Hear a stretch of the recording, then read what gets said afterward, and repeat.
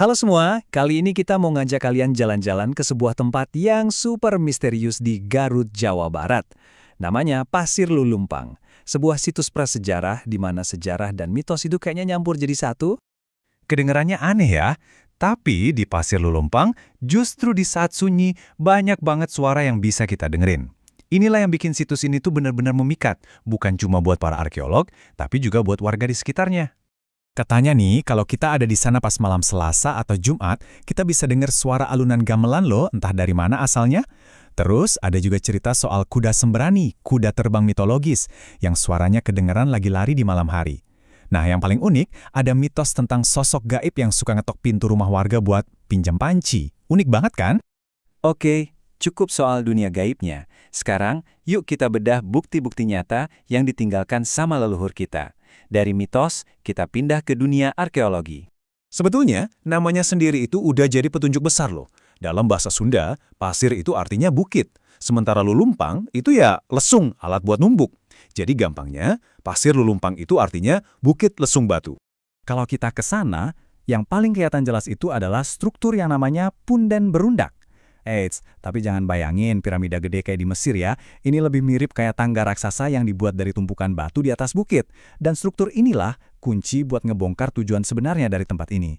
Jadi, apa sih punden berundak itu? Gampangnya, ini adalah bangunan suci dari zaman batu. Konsepnya tuh dalam banget.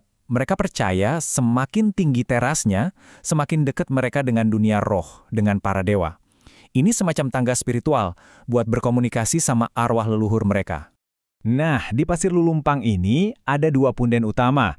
Yang pertama punden I, punya 13 teras dan kayaknya jadi pusat dari semua kegiatan.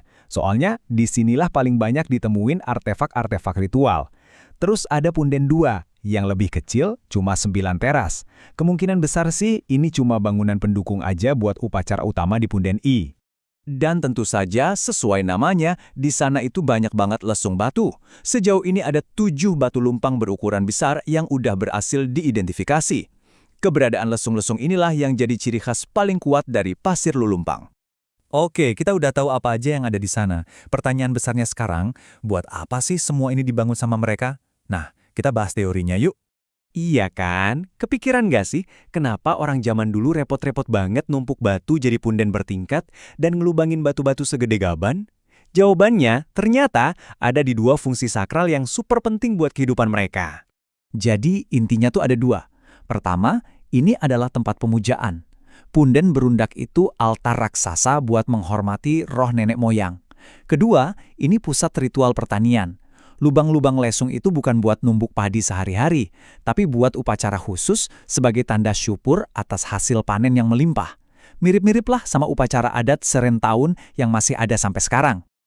Nah, ini bagian yang seru banget nih. Para ahli sendiri ternyata masih berdebat soal umur pastinya situs ini.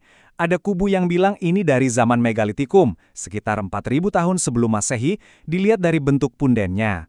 Tapi ada kubu lain dari Balai Arkeologi Jawa Barat yang bilang ini lebih muda, dari zaman logam awal atau paleometalik. Debat ini nunjukin kalau misteri Pasir Lulumpang itu masih terus dikuak. Yuk kita lompat jauh dari masa lalu ke era modern. Kita lihat gimana caranya situs ini bisa ditemukan kembali dan apa aja sih potensinya buat masa depan. Perjalanan modernnya itu dimulai tahun 93, waktu warga lapor soal adanya batu jublek. Setahun kemudian, para arkeolog datang, dan mereka langsung sadar kalau ini bukan tempat sembarangan. Singkat cerita, setelah proses pembebasan lahan dan pemugaran, sekarang Pasir Lulumpang resmi jadi cagar budaya yang dilindungi negara. Kondisinya sekarang tuh, gimana ya bilangnya, agak ironis. Di satu sisi, tempat ini aman. Udah dipageri, dan ada juru kunci yang merawat. Tapi di sisi lain, fasilitas buat pengunjungnya minim banget. Nggak ada toilet, nggak ada warung, bahkan tiket masuk resmi pun nggak ada. Pengelolaannya masih sangat bergantung sama sumbangan sukarela dari pengunjung. Tapi ada harapan loh.